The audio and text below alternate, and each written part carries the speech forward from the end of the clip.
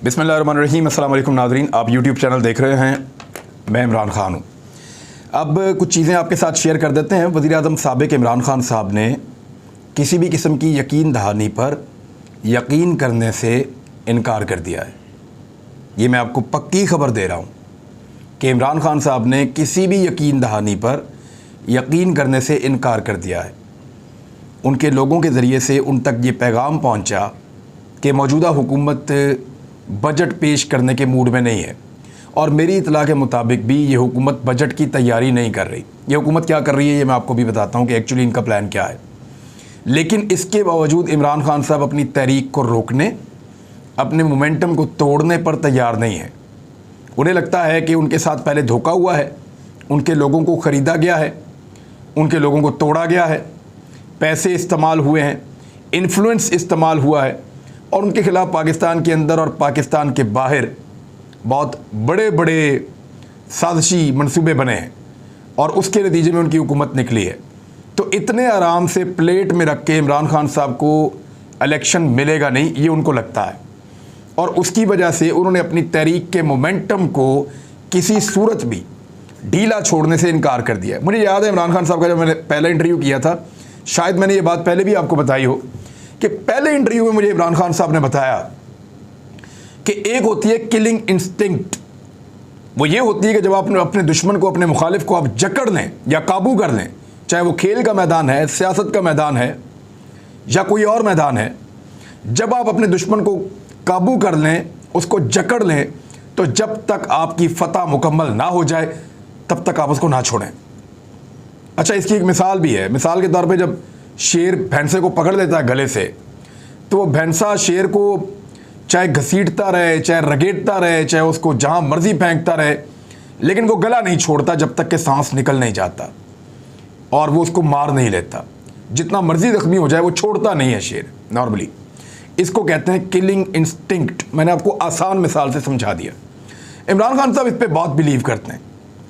उनका ये कहना है कि वो अपनी गिरफ्त को ढीला नहीं कर सकते। ये जो भी मोमेंटम चल रहा है पाकिस्तानी चला रहे हैं, पाकिस्तानियों को चाहिए कि इसको ढीला ना पड़ने दें और किसी भी लॉलीपॉप में ना आए। हालांकि इस वक्त उनको ये बड़ा वाज़ेह पैगाम इमरान खान साहब तक ये मैसेज पहुंचा है कि अक्टूबर में इलेक्शन हो जाएगा, और बहुत मुमकिन है अक्टूबर से पहले भी इलेक्शन हो जाए, सितंबर के आखिर में भी हो जाए।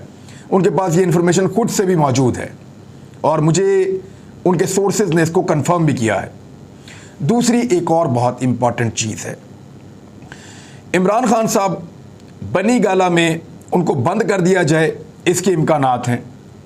इन इम्कानात के पेश नज़र 2000 के करीब पाकिस्तान तहरीक इंसाफ के वर्कर बनी गाला के इर्द गिर्द जमा हो गए हैं। बहुत सारे लोग इस्लामाबाद पहुँचे हैं और वो आसपास जमा हैं, जबकि इस्लामाबाद में बनी गाला के आसपास की तमाम मार्केटों में और तमाम आसपास के इलाकों में पाकिस्तान तहरीक इंसाफ ने अपने वर्कर्स को एक्टिव कर दिया है।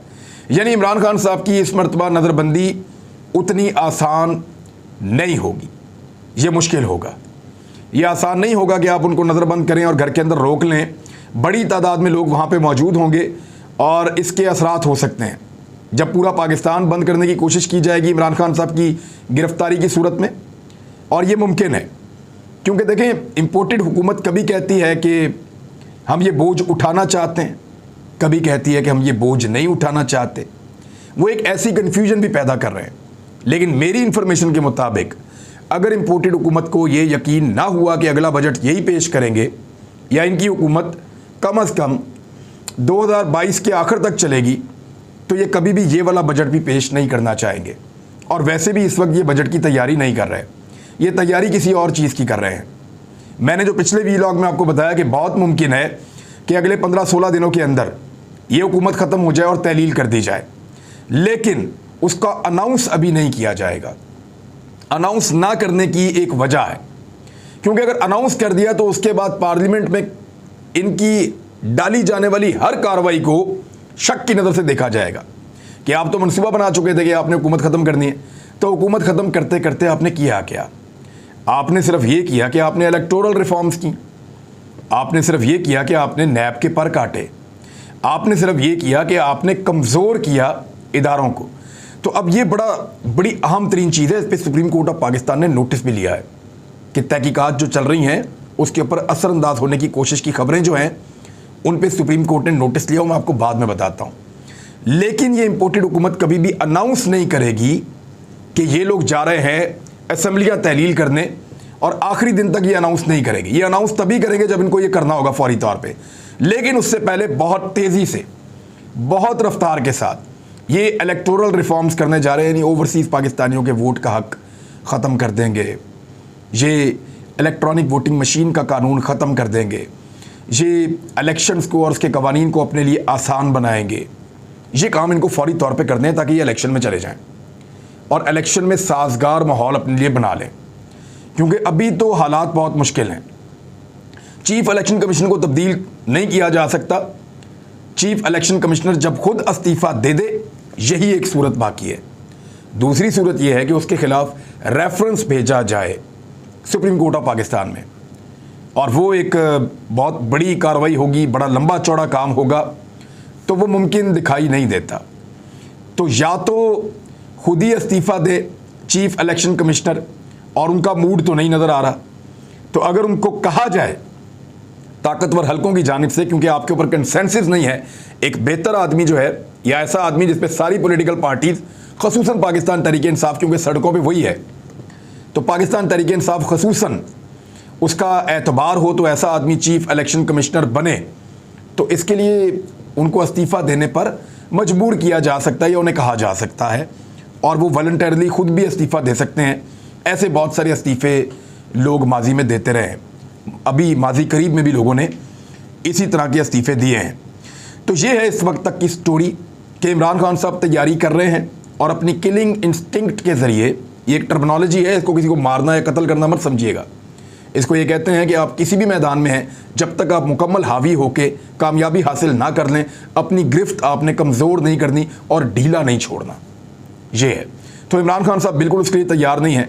वो 20 तारीख को अनाउंस करेंगे मुल्तान के जलसे में कि कहाँ आना है, कैसे आना है, कितने बजे निकलना है और कैसे पहुँचना है।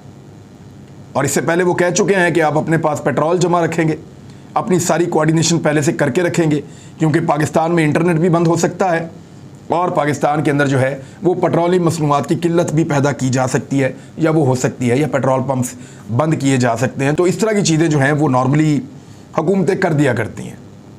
ये होता रहा पाकिस्तान में पहले भी। तो इन्हीं चीज़ों के बारे में इमरान खान साहब वक्त से पहले बता रहे हैं। अब गिरफ्तारी के पेश नज़र 2000 अफराद मुबैना तौर पर, और ये असद खरल ने खबर ब्रेक की है कि बनी गाला के इर्द गिर्द उनको जमा किया गया है।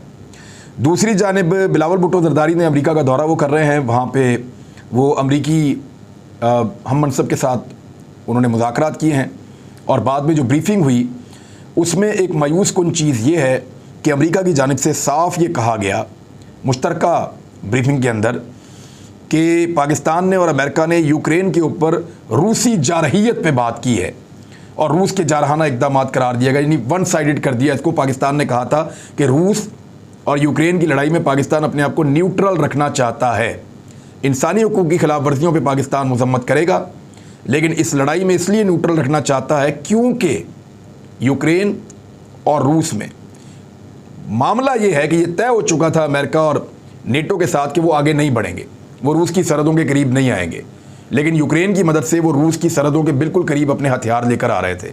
तो रूस के मुताबिक उसके साथ मुआहदे की खिलाफ वर्जी हुई है और वो इसलिए जारहाना हुआ है। तो पाकिस्तान ने इन सारे फैक्ट्स को देखते हुए, एक रूस का मौक़िफ़ है और एक अमेरिका का मौक़िफ़ है, पाकिस्तान ने अपने आप को इस मामले में गैर जानिबदार रखने की कोशिश की। अब उसमें और पाकिस्तान की खारजा पॉलिसी को यह सूट इसलिए करता था कि रशिया सस्ता पेट्रोल और सस्ती गंदम पाकिस्तान को वादा कर चुका था। लेकिन अब बिलावल भुट्टो जरदारी साहब ने नीम रजामंदी ज़ाहिर की है, वहाँ मुस्कुराते रहे और अमेरिकन ने ये अनाउंस किया है। अब आ जाए एक इमरान खान साहब ने जो गुजरांवाला का जलसा किया उसके मनाज़िर अगर आप देखें तो जितने लोग जलसागाह के अंदर मौजूद थे, ये बहुत बड़ा स्टेडियम है, इसमें प्रॉपर तरीके से बैठने की गुंजाइश, जो स्टेयर्स वाला एरिया है स्टैंड्स का, वहाँ बैठने की गुंजाइश प्रॉपर तरीके से 20,000 से ज़ायद है। लेकिन अगर वहाँ पे जिस तरह लोग खड़े हुए थे और साथ जुड़कर खड़े हुए थे, तो उसमें अंदाज़ा लगाया जा रहा है कि लगभग 25 से 30,000 लोग स्टैंड्स में मौजूद थे और इतने ही लोग ग्राउंड के अंदर मौजूद थे, और इतने ही लोग जो हैं वो ग्राउंड से बाहर भी मौजूद थे। यानी स्टेडियम के बाहर भी एक बहुत बड़ा रश था। तो ये गुजरांवाला की तारीख का बिलाशुबा सबसे बड़ा जलसा कहा जाएगा। पाकिस्तान तहरीक इंसाफ ने एक बहुत दरमियाना सा जलसा पहले यहाँ पे किया था, और जो दूसरा जलसा किया था वो भी कोई बहुत बड़ा नहीं था। तो पाकिस्तान तहरीक इंसाफ गुजरांवाला से हार गई थी इलेक्शन। इस मरतबा इस जलसे को देखने के बाद गुजरांवाला के जिन सहाफ़ियों से मेरी बात हुई या जिन लोगों से बात हुई, उनका ये कहना है कि ये जलसा बता रहा है कि गुजरांवाला में अब पाकिस्तान तहरीक इंसाफ सीटें जीतने की पोजीशन में आ चुकी है और इनके उम्मीदवार बहुत ज़्यादा हैं। अगर ये सही तरीके से टिकट देंगे तो पाकिस्तान तहरीक इंसाफ सीटें जीत सकती है। पिछली मरतबा आपको पता है कि अलीम खान साहब और जहांगीर तरीन साहब, इन दोनों ने कुछ टिकटों के मामला इस तरीके से किए थे जिसमें बाद में इमरान खान साहब को भी एतराज़ हुआ था, और टिकटों की गलत तकसीम की वजह से सेंट्रल पंजाब में ख़ास तौर पे गुजरांवाला, सियालकोट और नारोवाल आसपास के रीजन में पाकिस्तान तहरीक इंसाफ को नुकसान हुआ था। 40 के करीब टिकटें ये बताते हैं कि वो सही तकसीम नहीं हुई और सही लोगों को वो टिकट नहीं दिए गए। इसमें MPs MNAs दोनों तरह के लोग शामिल थे। जलसा बहुत बड़ा था। इमरान खान साहब का खिताब उसी तरह का था जैसे वो कर रहे थे। नई चीज़ होती तो मैं ज़रूर रिपोर्ट करता, लेकिन नई चीज़ एक और है। इमरान खान साहब ने पहले वकला कन्वेंशन से खिताब किया है। मैं भी वहाँ गया था और मैं वकला की दावत के ऊपर गया था। वकला ने मुझे दावत दी और मुझे कुछ जो वकील दोस्त हैं उनका टेलीफ़ोन आया और उन्होंने कहा जी आपको हमारे प्रोग्राम में ज़रूर आना चाहिए और हमारे प्रोग्राम में शिरकत करनी चाहिए। हम मुख्तलिफ बार्स के वकला इकट्ठे हो रहे हैं और एक बड़ी तादाद में होंगे। हम चाहते हैं कि आप हमारे साथ बात भी करें, जो बात अपने वीलॉग में आप बताते हैं वो आप हमारे साथ वहाँ पे आके शेयर करें। मैं जब गया तो मैंने बहुत बड़ी तादाद में, हज़ारों की तादाद में वकला को बाहर देखा। ये बाहर की आप मनाज़िर आप देख लें, हज़ारों की तादाद में मैंने वकला को बाहर देखा, बहुत बड़ी तादाद में। तो मुझे लगा अंदर शायद खाली होगा, लेकिन जब मैं अंदर गया तो उससे ज़्यादा तादाद में मैंने इस हॉल में बतौर रिपोर्टर बहुत कवरेज की है। मैंने इस हॉल में, यानी नवाज शरीफ साहब ने बेशुमार यहाँ पे सेमिनार्स किए हैं, शहबाज शरीफ साहब ने किए हैं, इमरान खान साहब ने किए हैं, लेकिन ये हॉल आज तक इस तरह नहीं भरा जिस तरह ये आज भर गया है। यानी स्टेज के सामने वाला खुला इलाका, कुर्सियाँ, जितनी कुर्सियों पे लोग बैठे थे उससे ज़्यादा उनके साथ खड़े हुए थे पीछे भर भर के। ऊपर जो दो साइडों पे कवर एरियाज हैं वो पूरे भरे हुए थे। यानी इतनी बड़ी तादाद में वकला को मैंने कभी भी इकट्ठे होते हुए नहीं देखा। बहुत बड़ी तादाद थी। और यानी वकला तहरीक में मैंने इतना ज़ोर देखा था इसमें, ये मैंने बात वकला से भी की। 2009 के बाद पहली बार मैंने वकला को इतने ज़ोर के अंदर देखा और ऐसे जोश के अंदर देखा और इतनी बड़ी तादाद में पार्टिसिपेट करते हुए देखा। जितने वकला बाहर मौजूद थे, अगर इस हॉल को आप दुगना कर देते तो तब वो अंदर समा सकते थे। इतनी बड़ी तादाद में वहाँ पे ये कामयाबी है पाकिस्तान तहरीक इंसाफ की, क्योंकि वकला जब किसी तहरीक को ज्वाइन कर लेते हैं तो ये नॉर्मली पुलिस से भी नहीं डरते, ये कानूनी हथकंडे जो इनके खिलाफ इस्तेमाल किए जाते हैं उनसे भी नहीं डरते। और क्योंकि इन्होंने रोज़ाना अदालतों में जाना होता है तो ज़मानतें करवाना, बाकी चीज़ें करवाना वो इनके लिए आसान होता है। तो ये रियासती ताकत के इस्तेमाल के खिलाफ भी डट जाते हैं, डरते नहीं हैं। वकला ने बहुत दफ़ा ये चीज़ साबित की है। ये सबसे सख्त जान प्रोटेस्ट करने वाले लोग वकला होते हैं पाकिस्तान जैसे मुल्क के अंदर, और पाकिस्तान में इन्होंने साबित किया है। यानी साबिक डिक्टेटर परवेज़ मुशर्रफ साहब को इन्होंने नाक में दम कर दिया था और उन्होंने सारे हथकंडे किए, कई दफ़ा टॉर्चर किया, कई दफ़ा हमला किया, कई दफ़ा बंदे उठाए, लेकिन वकील काबू नहीं आए। अब ये वकील, और ख़ास तौर पे मैंने एक और चीज़ देखी कि इनमें नौजवान वकला की तादाद बहुत बड़ी थी, बहुत बड़ी थी। गो कि मुझे लगा कि यहाँ पे सिक्योरिटी के इंतज़ामात बहुत कमज़ोर थे, लेकिन इसके बावजूद इमरान खान साहब गए, उन्होंने वकला के साथ मुख्तसर बात की और बाद में उनका शुक्रिया भी अदा किया जिस तरीके से वकला ने साथ दिया है। तो अब ये तहरीक ज़्यादा ख़तरनाक होती जा रही है, ये तहरीक ज़्यादा बड़ी होती चली जा रही है। इसके अंदर मुख्तलिफ उलमा इकराम शामिल हो रहे हैं, मुख्तलिफ मजहबी शख्सियात इसके अंदर शामिल हो रही हैं, क्योंकि इमरान खान साहब ने इस्लामोफोबिया के लिए, नामूस रसालत सल्लल्लाहु अलैहि वसल्लम के लिए बहुत काम किया है। साथ ही साथ वकला शामिल हो रहे हैं क्योंकि वो भी ये समझते हैं कि रजीम चेंज ऑपरेशन जो है वो एक गलत चीज़ थी, इम्पोर्टेड हुकूमत वो भी तस्लीम नहीं कर रहे। सोशल मीडिया एक्टिविस्ट बहुत बड़ी तादाद में शामिल हो चुके हैं, ख़वातीन और बच्चे बहुत बड़ी तादाद में शामिल हो चुके हैं, नौजवानों की तादाद गिनती में नहीं आ रही, और बुज़ुर्ग ख़वातीन, बुज़ुर्ग हज़रात, ये सब लोग आपको इस जलसे के अंदर, इमरान खान साहब की गैदरिंग्स के अंदर नज़र आते हैं। जितनी ख़वातीन आज गुजरांवाला में निकली हैं, जो इंडिपेंडेंट सोर्सेज हैं वो ये बताते हैं कि किसी भी जलसे जुलूस में गुजरांवाला में इतनी बड़ी तादाद में ख़वातीन इससे पहले नहीं निकली। अब आ जाए, एक दो खबरें और हैं मेरे पास। खबर पहले ये थी कि वज़ीर-ए-आज़म शहबाज शरीफ ने जो केसेस की पैरवी कर रहे हैं उनके खिलाफ, वहाँ जो नैब की प्रोसिक्यूशन टीम है उनको भी धमकियाँ मिली हैं और मुख्तलिफ ऑफिसर्स की ट्रांसफ़र पोस्टिंग रिपोर्ट हो रही हैं। एक ऑफिसर का इंतकाल हो चुका है, एक ऑफिसर अस्पताल में पड़ा हुआ है और अपना इन्फ्लुएंस इस्तेमाल किया जा रहा है नैब और FIA को उनके पर काटने के लिए। इमरान खान साहब इसके ऊपर बहुत सारे बयानात दे चुके हैं और वो ये भी कह चुके हैं कि इसके ऊपर नोटिस लिया जाना चाहिए। अब एक हमारे सीनियर सहाफ़ी हैं और ये ज़्यादातर कानून के मामलात या कोर्ट की रिपोर्टिंग करते हैं, मोहम्मद अशफाक साहब, बड़े अच्छे दोस्त भी हैं मेरे। उन्होंने कहा कि नून लीग की हुकूमत की जानिब से नैब के कवानीन में मुमकिना तब्दीली पर चीफ जस्टिस पाकिस्तान का अज़ खुद नोटिस कल दोपहर 1:30 पर लार्जर बेंच समाअत करेगा। अब ये बड़ा सीरियस इशू है, लार्जर बेंच इसके ऊपर बन गया है, तो शहबाज शरीफ साहब जो करना चाह रहे थे अब नहीं कर पाएंगे।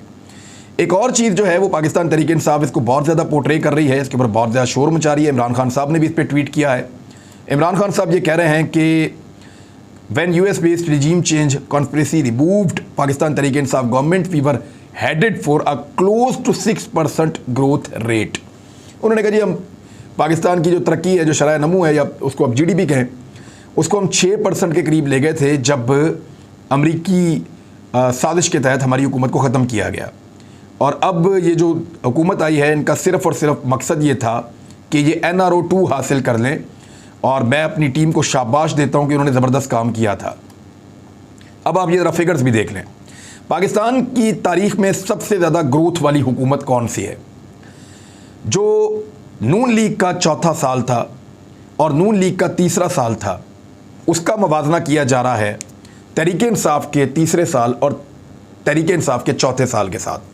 मैं डाटा आपके सामने रख देता हूँ। नून लीग ने अपने तीसरे साल में 4% की ग्रोथ की थी, 4%। तहरीक इंसाफ ने अपने तीसरे साल में 5.7% की ग्रोथ की थी। नून लीग ने अपने चौथे साल में 4.5% की ग्रोथ की थी और तहरीक इंसाफ ने अपने चौथे साल में 5.97 या चलें 6% ये बन जाता है ऑलमोस्ट, क्योंकि 0.03% का फ़र्क है, सिर्फ बहुत छोटा माइनर सा। तो 5.97 यानी 6% का टारगेट अचीव किया चौथे साल में पाकिस्तान तहरीक इंसाफ ने। इसमें सनती पैदावार में बहुत ज़्यादा था, यानी 7.8 और 7.2%। और याद रखिएगा कि ये जो तीसरा साल था तहरीक इंसाफ का, ये कोरोना ईयर था, इसमें कोरोना वायरस मौजूद था। तो ये बहुत बड़ी कामयाबी है पाकिस्तान तहरीक इंसाफ की, जिस पे पाकिस्तान तहरीक इंसाफ के लोग जो हैं वो फ़ख्र कर सकते हैं। लेकिन सवाल ये पैदा होता है कि अगर कारकर्दगी ये जा रही थी तो हुकूमत क्यों गिराई? अब तक के लिए इतना ही। अपना ख्याल रखिएगा, अपने इस चैनल का भी। अल्लाह हाफ़िज़।